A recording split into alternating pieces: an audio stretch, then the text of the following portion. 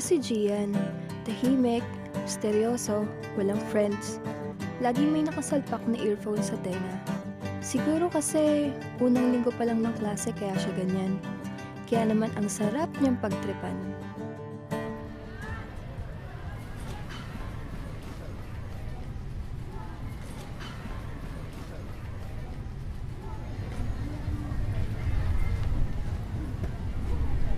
Hi classmate! Sorry.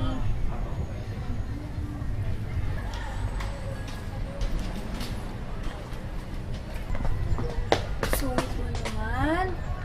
Sorry na nga eh. Sana nga ba?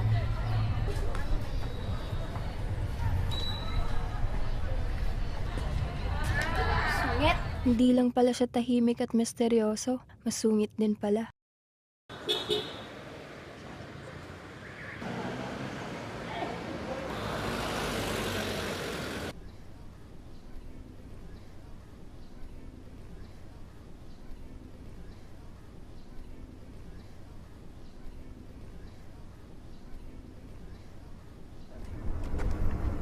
Good morning, classmate. Good morning. Sige, malilate na. Wait. Early bird mo naman. Relax. Malate na siya. Sabihin na tayo. Okay, sige. Mabilis naman palang kausap tong kumag na to eh. Ba't ang tahimik mo? Tsaka bakit lagi ka nag-iisa? Wala ka bang friends? Gano?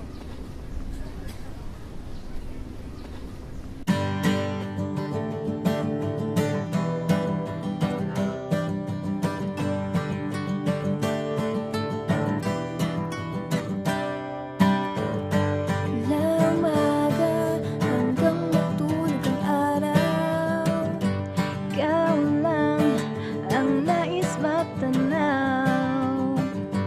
Kahit dati pa ang sungit-sungit mo sa'kin, nais lang naman kitang panghitiin.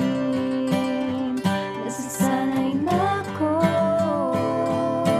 palaging napapangiti. Nasasanay na ako. Habang tumatagal, padalas pangungulit ko sa kanya.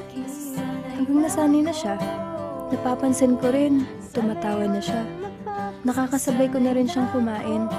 Habang tumatagal na rin, unti-unti na ako napapamahal sa kanya.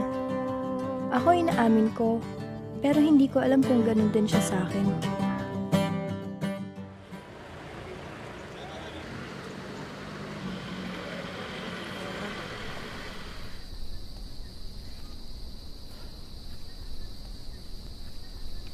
Ito na yung climax. Umaga, medyo inaantok pa ako. Hinihintay ko si Gian dumating. Ako na mismo ang aaming gusto ko siya.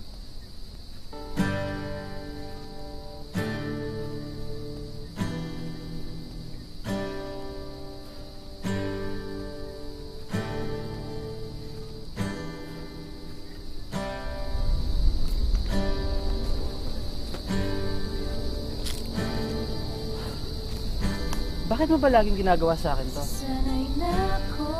Halos araw-araw, oras-oras. Pati sa klase. Sanay na ako. sa break time. Sanay Teka, nandyan ka palagi. umamin ka nga sa akin. Sanay na ako. May gusto ka ba sa akin? Sanay walang Kasi ako? nasasanay na ako. Oo.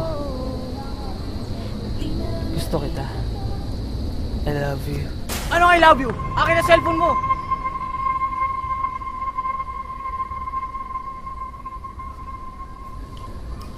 Sigaw.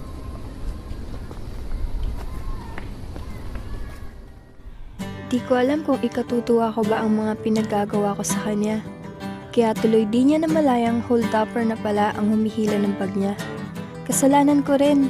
Pero that day, that moment, lalong na in love kami sa isa't isa. Sa ngayon, boyfriend ko na siya. Hay, pag-ibig nga naman.